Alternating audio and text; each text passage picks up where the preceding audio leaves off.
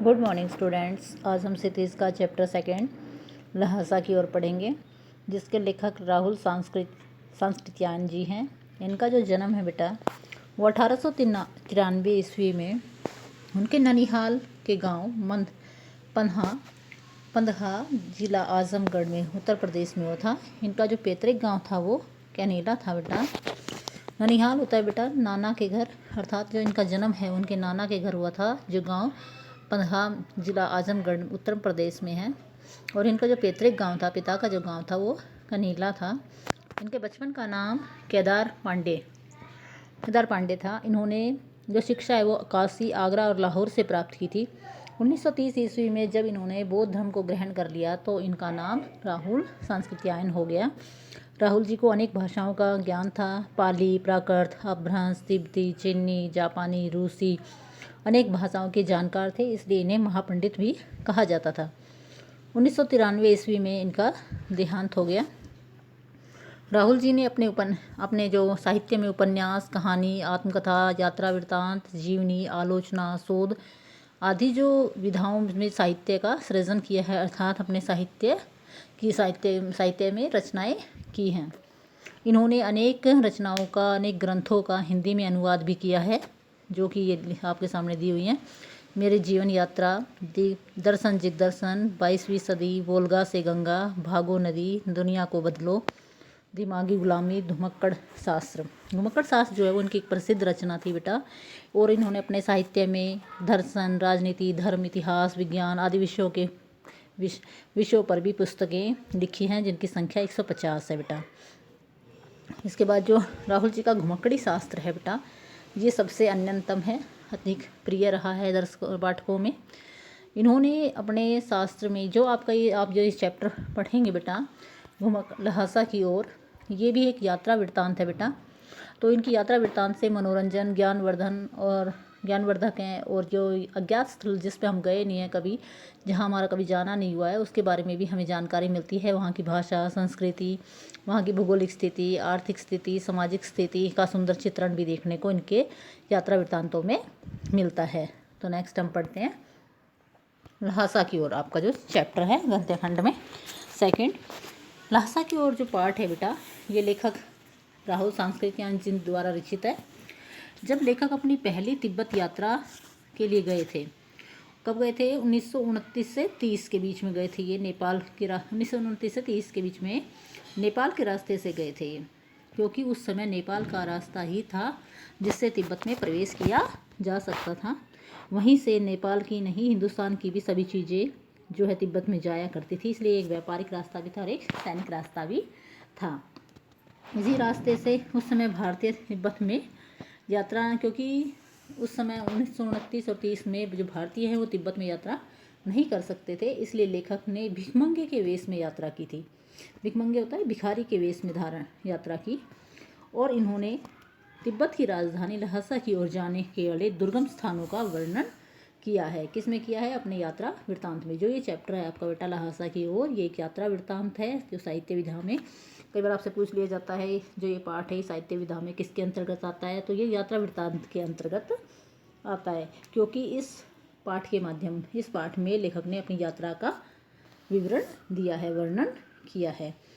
और इस यात्रा वृत्तांत में तिब्बती समाज के बारे में जानकारी मिलती है कि तिब्बत में कैसा समाज था, लोगों की कैसी धारणाएं थी, कैसा चलन था, उनकी आर्थिक स्थिति कैसी थी, कौन सा स्थान ज़्यादा दुर्गम था, कहाँ ज़्यादा डर होता था, कौन सा स्थान ज़्यादा कैसा था, मतलब वहाँ की भौगोलिक स्थिति की संपूर्ण जानकारी लेखक ने इस चैप्टर के माध्यम से पाठकों तक पहुँचाई है।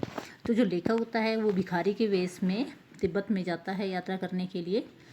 तो वहाँ पे जो लेखक होता है वो देखता है एक जो किला होता है, परित्यक्त किला में छोड़ा हुआ जो किला होता है उसमें ये रहते हैं, और वहाँ पर चाय के लिए होते हैं। तो उस समय लेखक देखता है कि वहाँ के समाज में जाति पाति, छुआछूत, और यहाँ तक कि जो स्त्रियाँ थी वो पर्दा भी नहीं करती थी, अर्थात पर्दा जो प्रथा थी वो तिब्बत समाज में नहीं मिलती थी। लोग जैसे कोई आ गए तो भिखारी के वेश में लेखक गए थे वहाँ पर, तो भिखारी के वेश में होने के कारण थोड़ा सा लोगों को डर था कि कहीं कोई घर से चोरी ना करके ले जाए, इसलिए इन्हें घर में घुसने नहीं दिया जाता था। वरना कोई अपरिचित व्यक्ति भी किसी के घर में जा करके चाय बना करके लेके आ सकता था। इस तरीके की वहाँ पे सभी में आज़ादी थी। अपनी चाय दो, नमक, सोडा, मक्खन आप दे सकते हो, और जो चाय की जो जितने बनाने की जो सामग्री थी वो दो आप, आपको चाय बनाकर वहाँ की स्त्रियाँ आपको दे देंगी। ज़्यादा लगे तो आप खुद भी स्वयं भी जा करके घर में जा करके अपनी चाय बना करके ला सकते हो। लेकिन लेखक उस समय क्या था, भिखारी के वेश में था और वह चाय नहीं बना सकता था, क्योंकि भिखारियों को घर में घुसने की इजाज़त नहीं थी, क्योंकि चोरी का डर लगा रहता था। नेक्स्ट देखिए बेटा। इसके बाद क्या होता है बेटा, जब लेखक वहाँ से यात्रा आरंभ करते हैं, अपने शुरू करते हैं, तो थोड़ला से पहले आखिरी गांव में पहुँच जाते हैं वो, और वहाँ पर यहाँ की सुमति से जान पहचान के आदमी थे, इसलिए भिखमंगे होते हुए भी लेखक को ठहरने के लिए अच्छा स्थान मिल जाता, अच्छी जगह मिल जाती है, क्योंकि सुमति क्या थे, वहीं के आदमी थे जिनसे उनकी जान पहचान थी। इस कारण उनको भिखमंगे के वेश में होने के कारण भी अच्छी जगह रहने को मिल जाती है। लेकिन जब 5 साल बाद लेखक भद्रपुष्ट अर्थात भद्र यात्री के वेश में जाता है, घोड़े पर सवार होकर के जाता है, तो उस वक्त उन्हें वहाँ रहने के लिए जगह नहीं मिलती, क्योंकि उनकी कोई जान पहचान नहीं थी। इसलिए गरीब के झोपड़े में ही उन्हें अपने यात्रा के दौरान ठहरना पड़ता है। इसके बाद बेटा वहाँ पर बताया है कि जो तिब्बत था, वहाँ पर एक स्थान है, विकट स्थान है डांडा, जो थोड़ला से थोड़ी सी दूर है।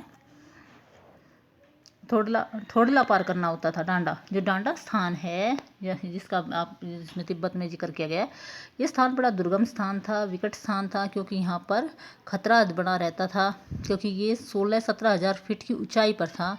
दोनों तरफ गांव गिराव कुछ भी यानी दिखाई नहीं देते थे। नदियों के मोड़, पहाड़ों के कोने इतने लंबे लंबे थे, ऊंचे ऊंचे थे कि कोई आदमी भी दिखाई नहीं देता था, जिसके कारण डाकुओं का, चोरों का भय बना रहता था। कोई भी व्यक्ति खुले में आकर के कभी भी किसी व्यक्ति की हत्या कर देता था और उसको लूट लेते थे। उसके जो सामान होता था, पैसे होते थे, क्योंकि सरकार जो है वो खुफिया एजेंसियों पर, पुलिस पर खर्चा नहीं करती थी। और जो लोग होते थे वो क्या था, कहने का मतलब ये है कि तिब्बती समाज में हथियार का कानून नहीं था, अर्थात लोग जैसे यहाँ पर लाठी की तरह पिस्तौल और बंदूक लिए हुए फिरते थे। डाकू यदि जान से मारे तो थोड़ला के पास मार देते, तो थोड़ा के पास तो खून हो गया था, शायद खून की तो कोई परवाह ही नहीं करते थे, क्योंकि हम भिखमंगे थे। क्योंकि लेखक जो है वो भिखमंगे के वेश में यात्रा करने गया था, तो उन्हें इतना डर नहीं था। क्यों नहीं डर था? क्योंकि उन्हें पता था कि वो तो भिखमंगे यार भिखारी, जब भी वो किसी को देखते तो क्या करते, टोपी उतार कर, जेब निकाल करके कुछ होते दया दया और करके पैसा मांगते थे, भीख के रूप में पैसा मांगने लग जाते थे, जिसके कारण उनकी जान की रक्षा हो गई थी।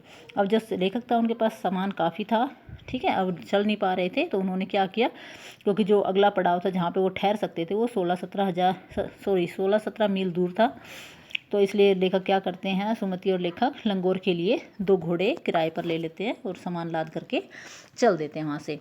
लेकिन जैसे ही चलते हैं, क्योंकि ये जो जहाँ पे पहले रुके हुए थे डांडे में, ये कहाँ था, समुद्र तल से 17-18 हज़ार फीट ऊंचा था, तो वहाँ से सिर्फ हिमालय की चोटियों दिखाई दे रही थी, जिन पर श्वेत शिखर दिखाई दे रहे थे। श्वेत शिखर में था, वहाँ पर बर्फ़ जमी हुई थी, चोटियों पर बर्फ़ थी। और सबसे ऊंचा स्थान जो डांडा का देवता का माना जाता था, जो पत्थरों से, जानवरों के सींगों से, रंग बिरंगे झाड़ियों से सजा हुआ था। अब जो लेखक हैं और जो सुमति है, दोनों घोड़े पे सवार होकर के अपनी यात्रा के लिए, लंगोर के लिए निकलते हैं।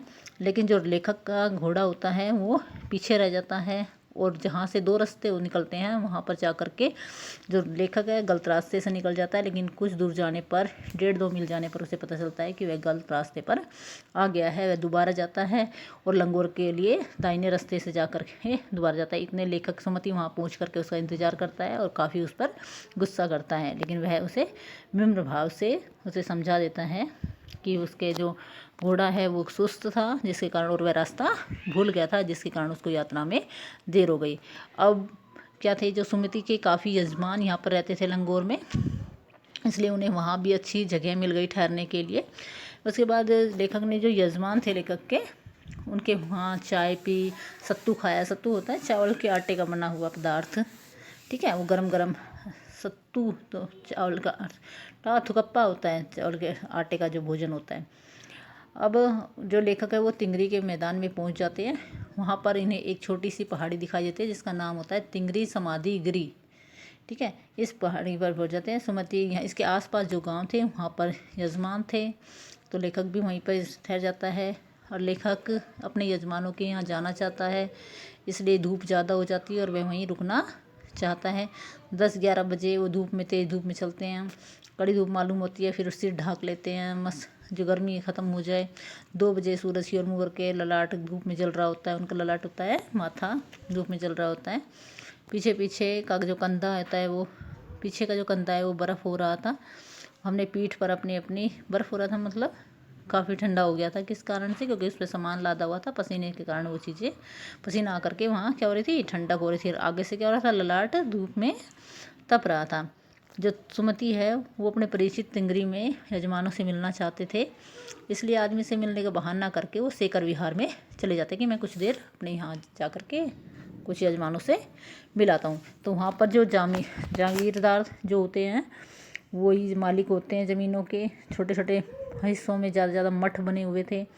उन मठों में जो जागीरदार होते हैं वो खुद खेती करते थे और मज़दूर भी बेगार मिल जाते थे। बेगार में बिना वेतन के ही मिल जाते थे। खेती का इंतज़ाम देखने के लिए वहाँ कोई भिक्षु भेजा जाता है, ठीक है। और जो जागीर के आदमियों के लिए राजा से कम नहीं होता, अर्थात जो भिक्षु खेती का इंतजाम देखने के लिए भेजा जाता है, यदि जागीरदार द्वारा भेजा जा रहा है तो वो जागीरदार का आदमी है और वो राजा से कम नहीं होता, उसकी हर आज्ञा का पालन किया जाता था। शेखर ने भिक्षु मुखिया जो था भिक्षु के भद्र पुरुष थे, वह प्रेम से मिले। हालांकि उस वक्त मेरा जो लेखक का वेश था वो ऐसा नहीं था कि उसका कुछ ख्याल रखना चाहिए था। यहाँ एक अच्छा मंदिर था और उसमें कंजूर की हस्तलिखित 103 पोथियाँ रखी हुई थी। इनको बैठ करके लेखक ने पढ़ा, जिसमें बुद्ध वचन लिखे हुए थे, बुद्ध वचन थे। और उसमें वही आसन लगा करके जो मोटे मोटे अक्षरों में छपी हुई थी 103 जो पोथियाँ थी, जिसमें 15-15 सेर वजन था। यजमानों के पास जाने के लिए जब उससे पूछा जाता है, सुमति ने फिर आसपास और अपने यजमान के पास जाने के लिए पूछा, तो लेखक ने उन्हें जाने के लिए कह दिया, क्योंकि जो लेखक है वो पुस्तकों में रमा हुआ था। वहाँ के जो इन्होंने 103 पोथियाँ जो पढ़ी थी, जो बुद्ध वचन के जो अनुवाद थे, जिसमें कंजूर नाम है बेटा, ये इन वचनों से इस पोथियों को पढ़ करके लेखक को काफ़ी उनके बारे में, उनके ज्ञान के, उनके धर्म के बारे में, उनके रीति रिवाजों के बारे में काफ़ी जानकारियाँ मिली। मैंने समझा कि 2-3 दिन लगेंगे ये 103 पोथियाँ पढ़ने में, इसलिए दोपहर में ही चले जाएंगे। तिंगरी गांव वहाँ से बहुत दूर था। हमने अपना सामान पीठ पर उठाया और भिक्षु नमसे से विदाई लेकर वहाँ से चल पड़े। यहाँ तक की जो यात्रा वृत्तांत है लेखक ने किसमें वर्णन किया है, उसका अपना लहासा की ओर, यानी लहासा पहुँच जाते हैं, वहाँ तक की यात्रा वर्णन किया हुआ है। एक्सरसाइज के क्वेश्चंस कल करेंगे। ओके बेटा।